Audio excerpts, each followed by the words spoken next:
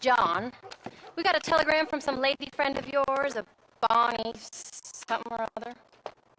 Something you ain't telling me? Bonnie McFarland. She's a friend. Saved my life when I went after Bill and nearly got myself killed again. Oh, now you two's in the habit of sending each other letters. How very nice. It weren't nothing like that. What's it say? I don't know. I can't. Well, you know I can't read. Give it here. You read that thing out loud? I ain't hiding nothing.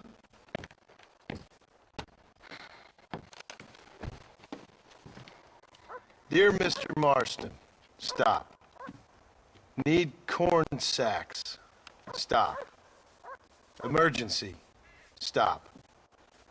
Weevils and moths ate entire county supply. Stop. Can you help? Not exactly the most romantic request now, is it? I guess not.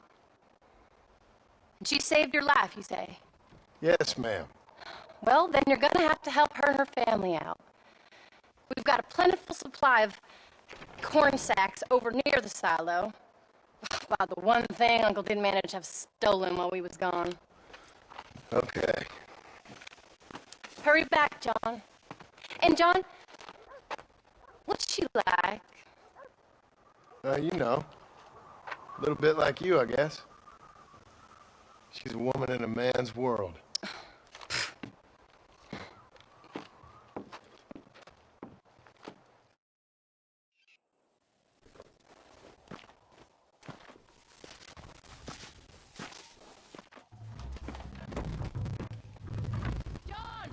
Wait! Maybe I should meet this McFarland woman. Well, come on then. Let's get going.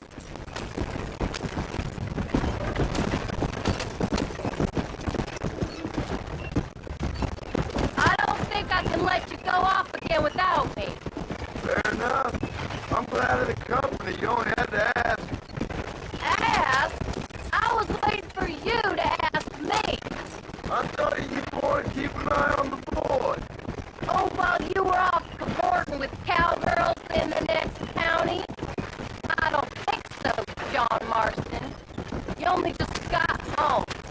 That Jackson's seen enough of me for a lifetime. So, did she marry this Bonnie McFarland? No. What does she look like? I don't know.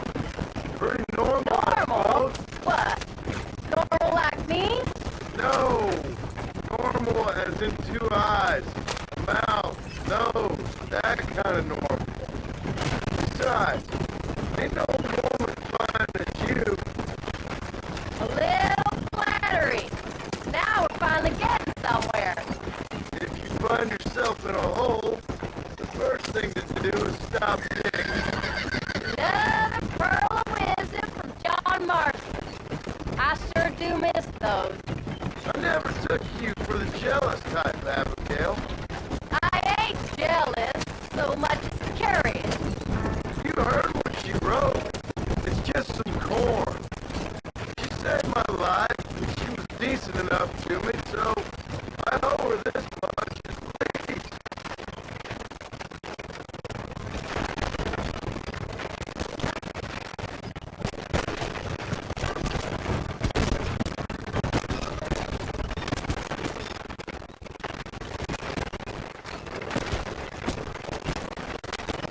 How did she save your life anyway?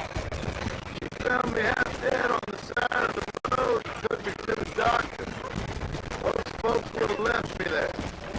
Half dead from what? Bill didn't take so kindly to me visiting unannounced. Bill never did like surprises. How was he? Same as he was when we left. Angry and dumb.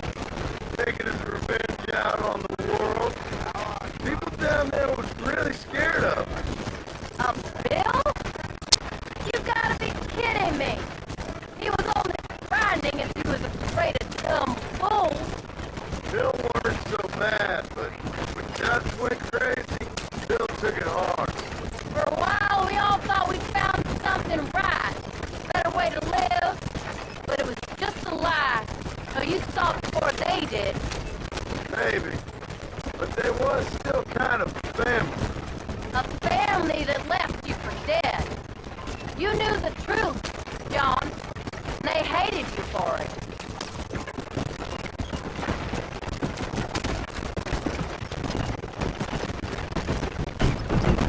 Where did they take you? Who? Those government bastards. Where did they hold you and Jack? I ain't sure. They kept their eyes covered there and back. Can't have been too far from here, though.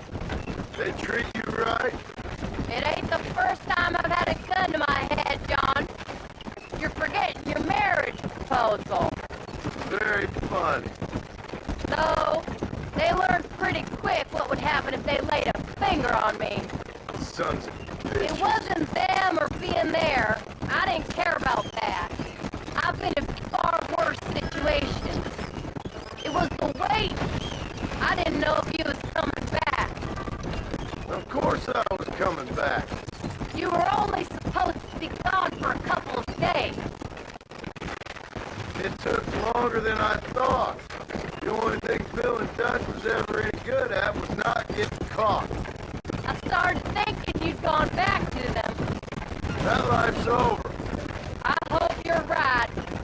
Phil, Javier, Dutch, they're all dead.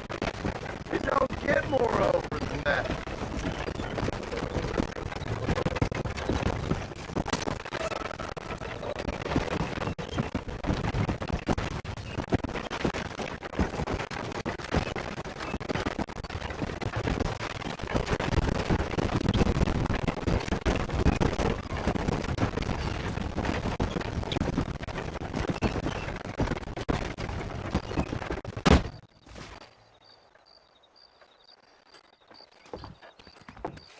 You came.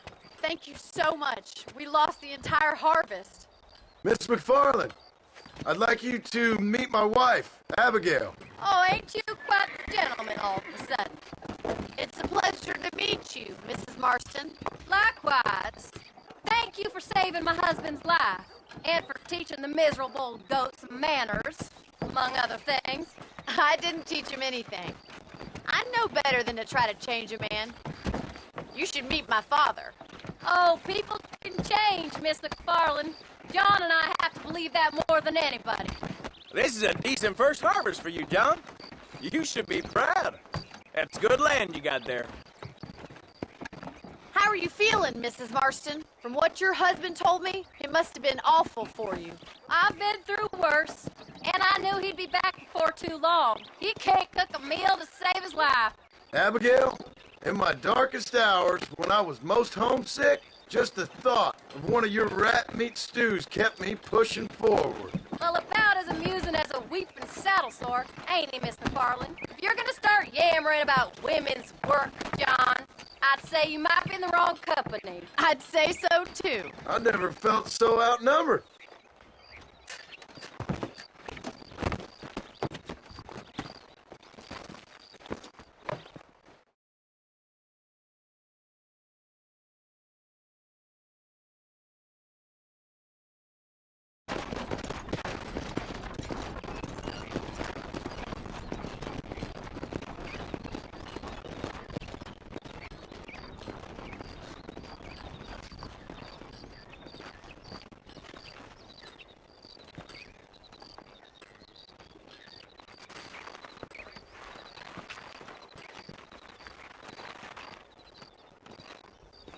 Ma'am?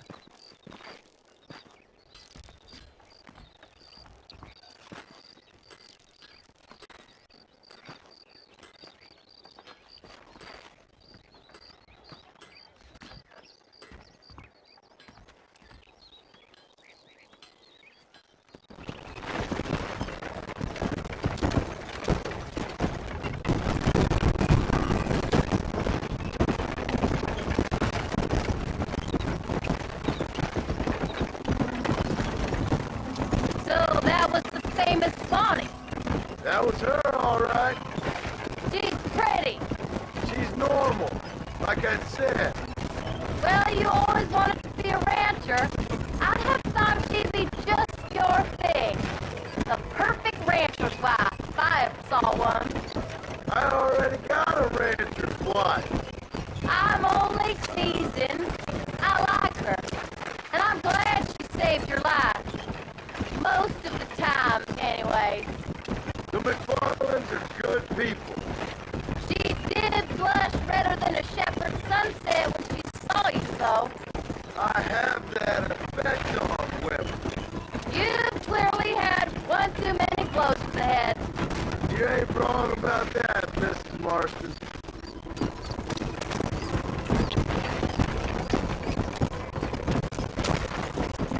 That's quite a ranch they got there. That'll be us someday. Soon as we get back on our feet. I don't know, John. How many times can we start again? An outlaw and a working girl. We ain't exactly farmers. We are now. Forget that life. It's over. Do you really believe that? We have to. It's the only way we'll ever have a future. The life we led, that doesn't go away. It's never over. You think those government men are just gonna leave us alone now?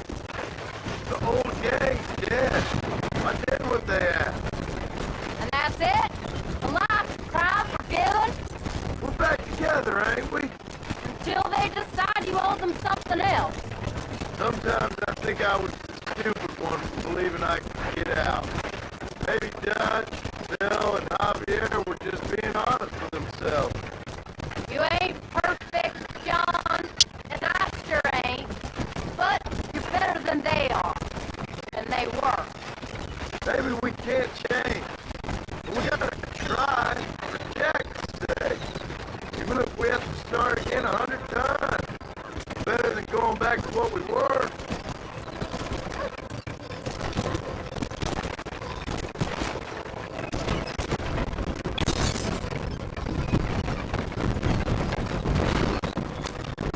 How's Jack doing? Angry, upset. He's been through a lot. I hope he's gonna be alright. It's gonna take time. For a while, his world was safe, normal even. Then it got turned upside down again. He ain't saying much about it. Don't stop. I don't want to leave Jack by himself for too long. I've tried to talk to him, but how do you explain any of this? What do you say when he asks about Uncle Bill and Uncle Dutch? They were family when he was a little boy. He hides away in those books of his. Wouldn't you? It ain't like the real world's done him many favors.